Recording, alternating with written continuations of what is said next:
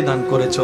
একটা জিনিস পাওয়ার যোগ্যতা আমার নাই, এই চোখ পাওয়ার মতো যোগ্যতা আমার কাছে নাই, এই কান শোনার মতো কান আমার কাছে নাই। আল্লাহ কোনো কিছুরই পাওয়ার যোগ্যতা নাই, তুমি দয়া করে দেখার জন্য দুইটা চোখ দিয়েছো, তোমার দরবারে শুকরিয়া। সুবহানাল্লাহ। তুমি শোনার জন্য দুইটা কান দিয়েছো রব, তোমার দরবারে শুকরিয়া। কিভাবে শুকরিয়া আদায় করবো রব? আমার কাছে বাসা নাই, হাজার গুনাহ করেছি, তুমি রিজিক বন্ধ করে দাও নাই, ফজরের নামাজ পড়ি নাই, ঘুম থেকে ওঠার আগে তুমি তো আমার জন্য নাস্তার ব্যবস্থা করে দিয়েছো। সুবহানাল্লাহ। মাওলা, এত গুনাহ করেছি, এত নাফরমানি করেছি, তারপরে তুমি বারবার ডেকেছো, বারবার করে ডেকেছো, বারবার করে ডেকেছো। কুল ইয়া ইবাদিয়াল্লাযিনা আসরাফু আলা আনফুসিহিম লা তাকনাতু মির রাহমাতিল্লাহ।